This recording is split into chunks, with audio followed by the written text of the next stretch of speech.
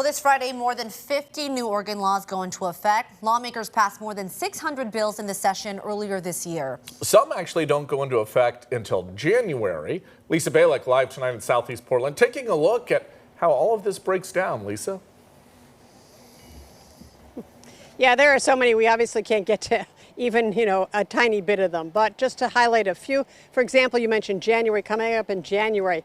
Anybody who's going to have a watercraft, and we're not talking just motorboats, but kayaks, paddle boards, canoes, they're going to need to get a $20 yearly permit to be on the water. These are some of the kinds of things that are going to go into effect. And right now, there are some that are going into effect that will affect hiring practices as well as sales of guns and gun parts. Oregon will become one of more than a dozen states, including Washington, banning bump stocks, banning rapid-fire gun devices that can be used to make semi-automatic weapons function as if they were automatic. This surprises some people who thought bump stocks were already banned by federal law. They were, but last year, the U.S. Supreme Court overturned that ban.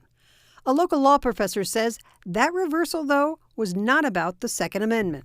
It looks like the Supreme Court's decision banning the bump stock had to do more with whether the ATF had the authority to do so under federal law.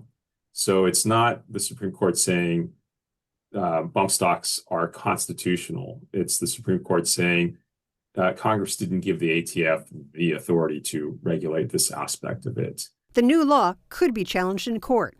It also gives local government the ability to ban people with a concealed handgun license from carrying their gun into buildings where public meetings occur. When it comes to new taxes, oral nicotine users will be paying a new fee, that money going to wildfire risk reduction programs. Lawmakers, by the way, don't have to tie a tax to a related program.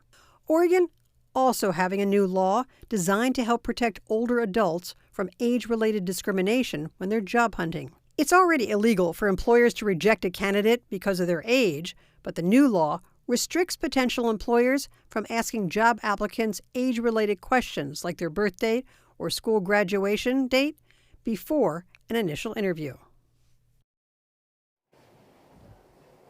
Again, more than 50 laws going into effect at the end of the week and hundreds more starting January 1st. We have a list of some of the ones coming up quickly at KOIN.com. Back to you.